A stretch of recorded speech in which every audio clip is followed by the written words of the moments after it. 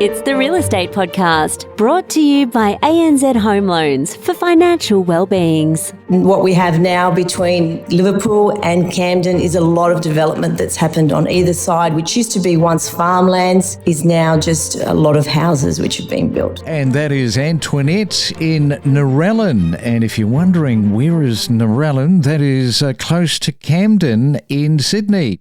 Welcome back to the Real Estate Breakfast, talking once again about property, real estate trends for your 2025. Now, Australia's rooftop solar boom has delivered cheaper power bills for a lot of people, but it's now creating a major waste crisis. With more than 150 million panels installed nationwide, around 4 million panels are decommissioned every year. I didn't know this. So how much of a concern is this? Well, only 10% of the panels are being recycled, with the rest ending up in landfill overseas or stockpiled, and there's no mandatory recycling scheme in place. Can you believe that? No mandatory recycling scheme in place.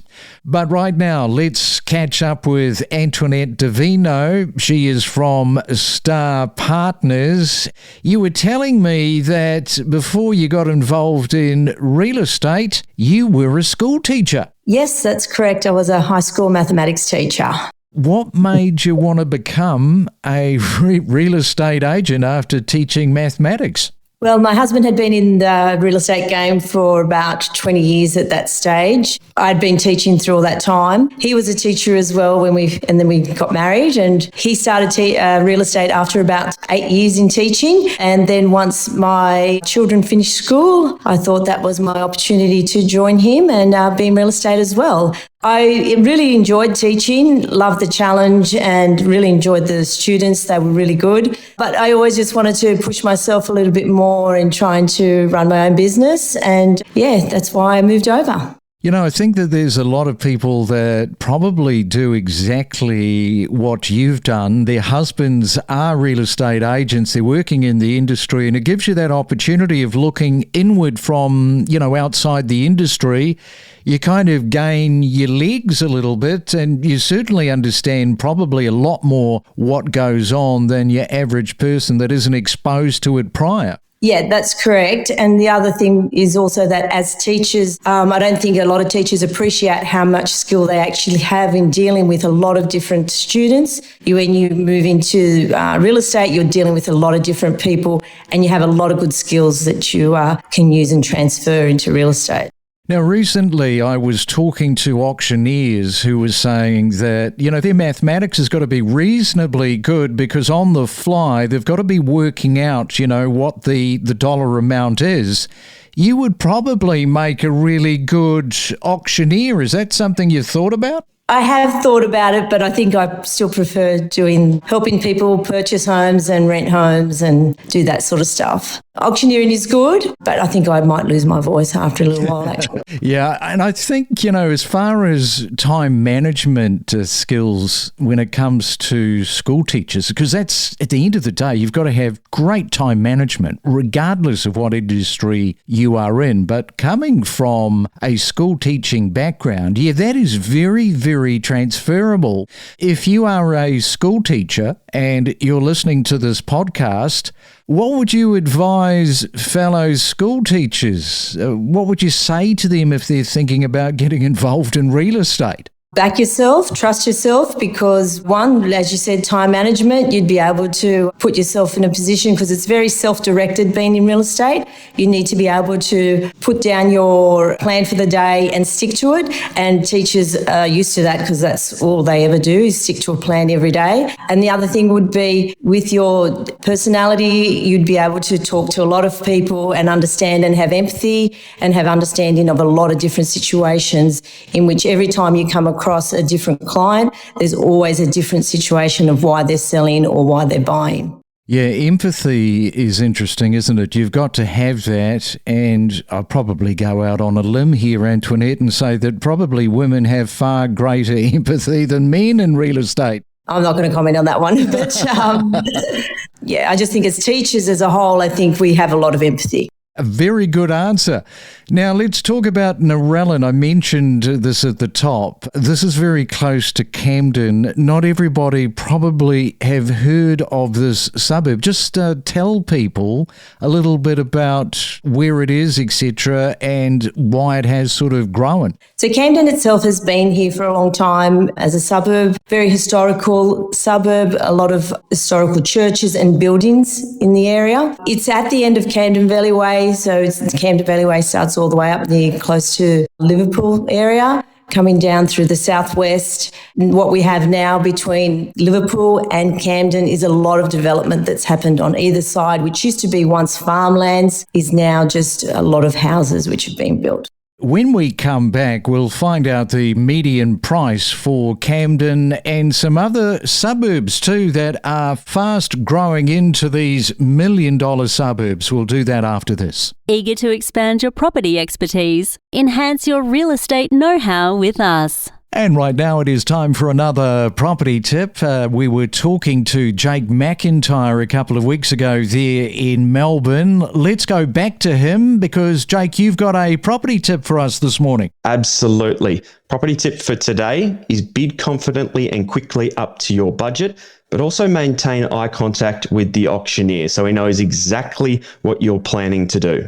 Yeah, because sometimes people can be looking around at their competition. If they've got those eyes open wide, it's kind of a giveaway telltale sign. It absolutely is. And as an auctioneer standing in front of everyone, if you're looking at the ground or looking around, I don't know what you're going to do, and I could knock it down before you even make your last bid. So make sure you're looking directly at the auctioneer if you intend to bid. The other thing too that we could throw into the mix is remain still. And when I say still, absolutely still, almost like a statue, because that will give off a vibe of strength. Absolutely. The strongest bidders I've seen look like a bidding machine, and that really comes down to that body language, whether it's eye contact, closed shoulders to kind of make sure that you're really in the zone. But yeah, absolutely, still as still can be.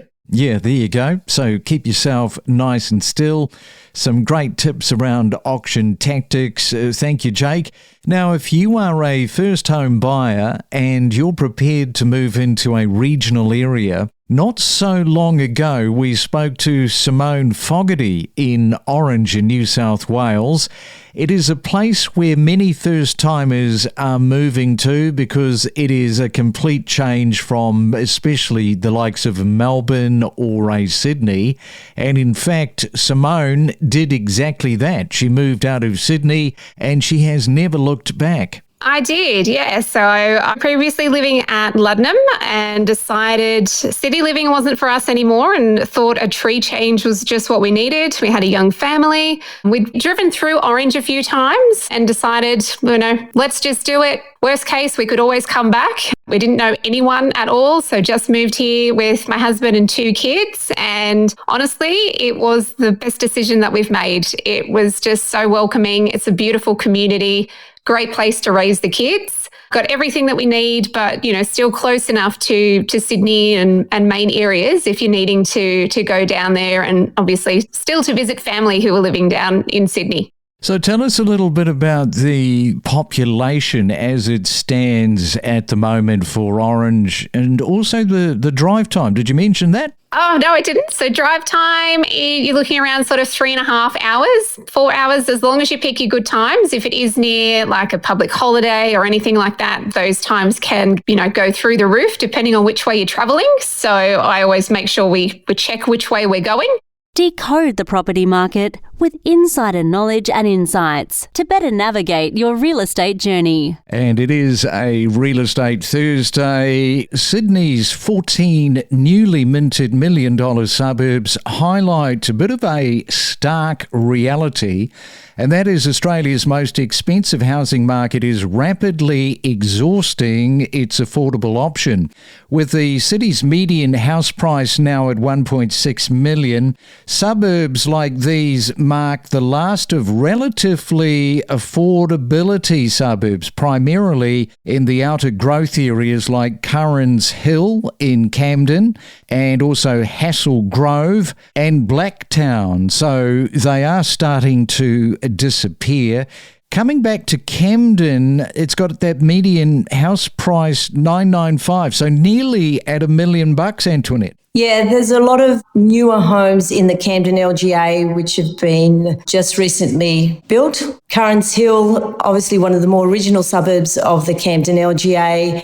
We've got larger blocks of land for about 500 to 600 square metres with 4-bedroom or 3-bedroom options with double garages, which is, I feel, is great value there in that area for $995. Suburbs like Mount Annan, which are close by as well, very similar. And we then move into probably Eldersley, who have similar prices as well. But the new areas have all got also closer to that price range as well. But the difference being in, say, Gregory Hills, Gledswood Hills, Spring Farm and Catherinefield, Oran Park, probably close to $1 million there as well as medium price. Newer homes, but on smaller blocks of land. So suburbs like Currans Hill and Mount Annan, I feel, have got great homes on great blocks of land. Yeah, so the population is increasing and increasing very fast. Those new buildings that you're talking about, a lot of them are being snapped up by first home buyers, single level homes as well. Then you've got the airport update. The terminal is going to open in part next year. I think it's towards the end of next year for 2026. All right, we'll leave it there, Antoinette. Thank you for giving us a little bit of a lay of the land in terms of what is happening in your local. And thanks for coming on to the Real Estate Breakfast this morning. Thank you for having me. Let's explore together the power of real estate. It's the Real Estate Podcast, talking properties from 6 a.m. every day from every corner of the Australian real estate market. In that the property sold out in under 2 minutes. In fact, it was sold in 1 minute, 58 seconds. I think I've explained this before. Sales start from as little as 2,000 dirhams. When people hear that, something is sold in 1 minute, 58 seconds, under 2 minutes, people are going to think, well, what's the point? I mean, this is just nuts. It's so fast. For me, I would just go the traditional route. I actually agree with you. I think the more traditional way, we're buying houses here, we're buying apartments. The speed at which this particular tokenized unit went is a bit scary, but that's purely and simply because of the demand. And it's a little bit like the off-plan market here anyway. They sell out in hours. This headline saying that the Dubai market is going to crash by 15% is actually quite misleading. Yes, there are a lot of homes that are due to be handed over this year and next, but in Dubai, only about 56% of projects ever reach handover on time. We connect you to the best real estate information across Australia. The Real Estate Podcast.